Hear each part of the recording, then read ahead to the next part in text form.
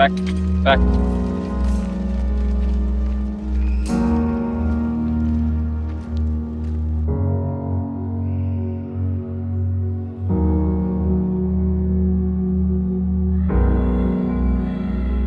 Thousands upon thousands of corpses, with clouds of flies hovering over them, the nauseating smell of rotting bodies, survivors who looked like living skeletons.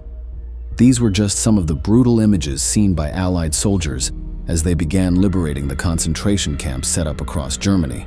The months or even years of cruelty they inflicted on their prisoners left marks they could never erase. Люди, поможете, молим вас, поможете, još je živ. Još ga možete spasiti.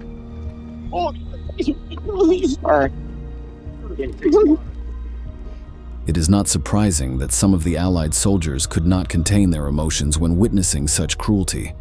The camps of captivity were bathed in the blood of their prisoners. But when the war ended, it was the guards who suffered the consequences of their actions. Sometimes, it was the prisoners who took revenge, and sometimes it was the American or British troops themselves.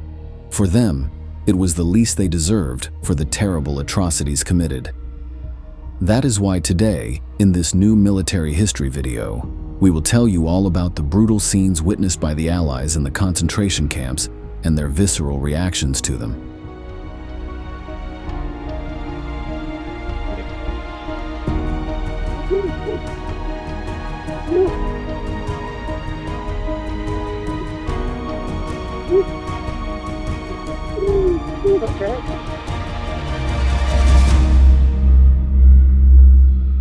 By mid-1944, it was clear that Germany was on the ropes. The Soviet Union's Red Army, after great and bloody victories on its own territory, was rapidly heading towards Berlin, killing every Nazi who crossed its path. Meanwhile, in the West, the Allies had succeeded in carrying out the brutal landing in Normandy and were also advancing at a good pace towards the heart of the Reich. Fearing what might happen after the end of the conflict, Heinrich Himmler, in charge of the organization of the concentration camps, ordered his men to eliminate all traces of the final solution, the systematic plan to exterminate approximately 6 million Jews. La progresión de los ejércitos aliados por el oeste y de los soviéticos por el este propició que Himmler cerrase los campos, enviando a los deportados a horribles marchas de la muerte. Los presos estaban en la carretera, pero no tenían rumbo.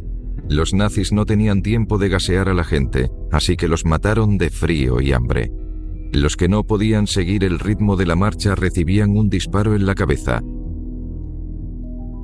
Adolf Hitler's enemies knew how sadistic and gruesome his men were. They had already found evidence of the Germans' massacres of civilians. But when they began to liberate territory previously occupied by the Germans, they witnessed their darkest crimes firsthand. The first concentration camp to be liberated was Majdanek, located in Poland, on July 22, 1944 by Soviet soldiers. It was established near the Lublin ghetto, where much of the area's Jewish population had been forced to live. When the Nazis needed labor for forced labor, they began bringing these people to the detention center, but the place was quickly turned into an extermination camp. Using 7 gas chambers, the Germans killed approximately 80,000 men, women, and children there. Due to the rapid advance of the Soviets, the Germans were unable to destroy the evidence of their crimes before fleeing, so Majdanek was captured almost intact. This was the first time the Allies were confronted with the full extent of Nazi cruelty. They encountered piles of corpses and thousands of skeletal prisoners on the verge of death from malnutrition and disease. This was their first encounter with the horror of what would come to be known as the Holocaust. They began to understand that the Nazis had committed atrocities against civilians, the vast majority of them Jews, on an unimaginable scale. Majdanek was only the first of hundreds of liberated concentration camps. In all of them, the evidence of the brutality to which the prisoners were subjected was overwhelming. Auschwitz, perhaps the most notorious of these terrible places, began to be evacuated by the Nazis on January 17, 1945. With them, Tens of thousands of Jews and other prisoners were forced into the Reich to continue their captivity. Thousands more, too weak to march, remained until Soviet soldiers began to arrive on January 27th. The Germans found it impossible to erase the evidence of what they had done there. In some sheds, there were hundreds of thousands of suits and dresses, all belonging to murdered people. In addition, more than 7,000 kilos of human hair were found, due to the custom of shaving the heads of captives as soon as they arrived. Der hat dort gestanden, alle mit Uniform, nur Augen, ganz schmale. Das war sehr, sehr schrecklich. Ja, sehr schrecklich. Many Soviet soldiers, veterans of a terrible war and witnesses of all kinds of cruelty, broke down in tears when they saw the evidence of Nazi crimes. Some seemed to feel ashamed or even guilty that human brutality could reach such extremes. Only a few prisoners celebrated their release. The vast majority were so weak that they were unable to move or even understand what was happening. Many believed it was a cruel trick by their captors to make them think their captivity was over. It was only when they were taken to hospitals and offered nutritious food for the first time in months or years that they understood they had regained their freedom.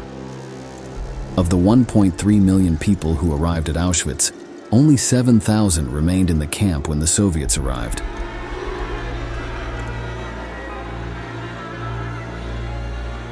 Although the Red Army soldiers shared their findings with the Western Allies, the latter would soon experience them for themselves.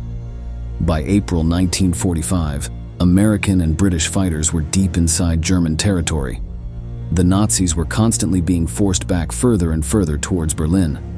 But as they moved towards their capital, they were also forced to abandon the concentration camps on German soil. On April 11th, American soldiers liberated Buchenwald. A resistance organization had taken control of the detention center earlier that day to prevent the last Nazi guards from committing atrocities against their prisoners before fleeing. However, for many it was already too late. By the time the Allies arrived, most of the captives could barely stand. En abril de 1945 los estadounidenses entraron en el campo de concentración de Ortrud, una ramificación de Buchenwald. Eisenhower estaba sobrecogido. Nunca he estado tan conmocionado en toda mi vida, confesó. Patton se puso enfermo junto a un cobertizo. The Allied generals had read the Soviet reports, but most of the lower-ranking soldiers had not expected the brutal images found in the camps. The Americans and British, many of them under the age of 20, could barely comprehend what they were seeing. The rumors they might have heard were nothing compared to what they were now witnessing. By the end of the war, there were so many corpses in these places that the guards had not even attempted to dispose of them, so they were left completely out in the open. These thousands of bodies bore the marks of the torture and hardship they were subjected to throughout their captivity. According to the testimonies of the liberators, the smell was the first thing perceived, even before seeing the prisoners. The years of overcrowding with almost no hygiene produced a stench that made many of the soldiers vomit upon entering the camps. The few survivors looked like skeletons due to lack of food, and thousands died after being released from the diseases they had contracted there. Typhus was one of the most common, which caused rashes all over the body, high fevers, and even delirium. Many of the infected, having such low defenses due to the inhumane conditions to which they were subjected, were never able to recover. Several of the camps had to be completely incinerated to prevent the spread of this and other diseases. Our medical battalions worked 2 days and nights binding wounds and giving medications. But for advanced cases of starvation and tuberculosis, there were often no cures. The survivors are shown being evacuated for treatment in Allied hospitals. In some cases, Allied soldiers could not contain their emotions provoked by the macabre scenes they witnessed. On April 29th, American troops advanced on Dachau, another of the concentration camps on German territory. The SS men in charge of security at the camp, upon learning that their enemies were nearby, began to destroy evidence of their crimes, but they were not fast enough. When they surrendered, there were still many signs of their sadistic behavior.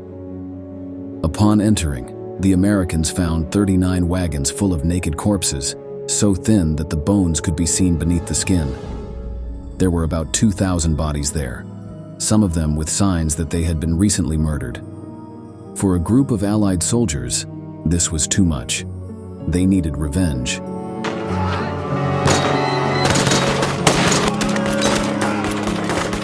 Even today, it is not known exactly what happened. According to some of the witnesses, 50 German SS men, after their surrender, were gathered in front of one of the walls of the camp. A squad of Americans, some of whom carried machine guns, were tasked with keeping a close watch on them. This is where accounts differ. Some sources stated that the prisoners tried to escape, so the soldiers opened fire. Dozens were killed almost instantly, while many others were seriously wounded. Following other accounts, however, we find a mass summary execution in retaliation for the atrocities committed at Dachau. Whatever the truth, between 35 and 50 Germans died after their surrender within the walls of the center of the camp.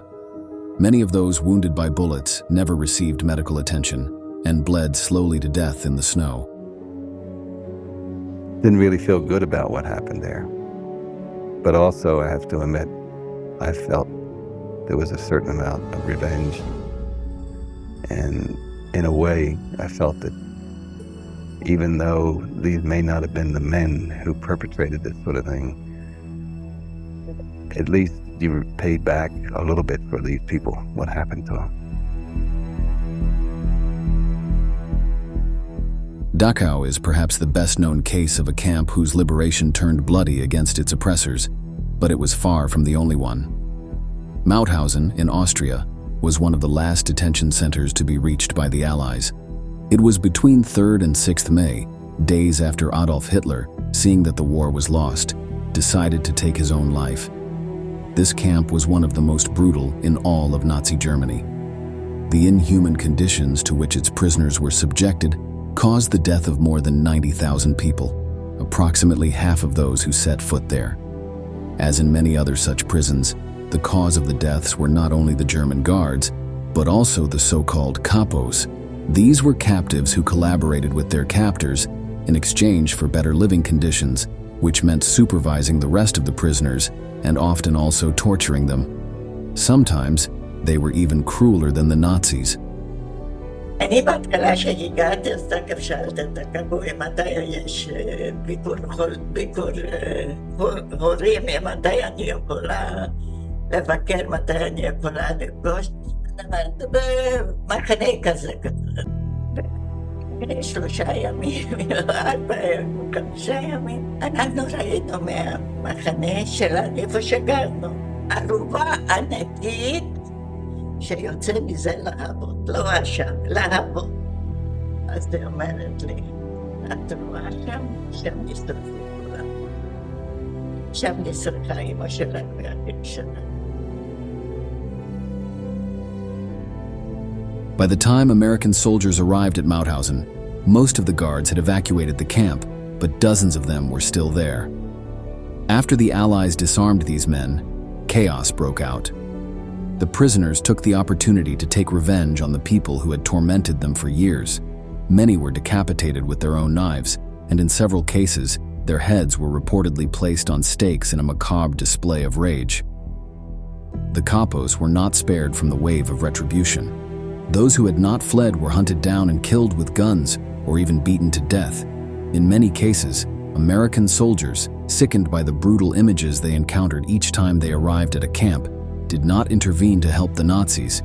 To them, it was exactly what they deserved. On the first night after the liberation of the Dachau concentration camp, all the prisoners who had collaborated with the administration, or the so-called capo, were also executed by the prisoners.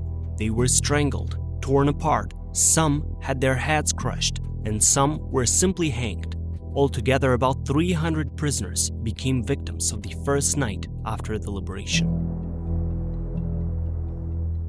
On May 8, 1945, Germany signed its unconditional surrender. World War II in Europe came to an end. By then, only a few concentration camps remained to be liberated. In these, the guards peacefully laid down their weapons and let their prisoners go. But even though the days of captivity were over, the deaths continued to occur. The malnutrition, exhaustion, and disease to which these people were subjected for years was too much for many of them. Tens of thousands lost their lives months after the end of hostilities due to these factors. A large number of them decided to take their own lives, unable to comprehend the cruelty they had experienced. Even some Allied soldiers could not cope with what they saw in the camps and made the same tragic decision. The war continued to claim victims even after it had ended. And I remember Bobby saying, "I'll never make it through the night with this smell," because he's smelling the bodies all day long and the stench and everything. And it was really the point of you were sick to your stomach to begin with. No one ate chow that night. We had our K ration. No one ate.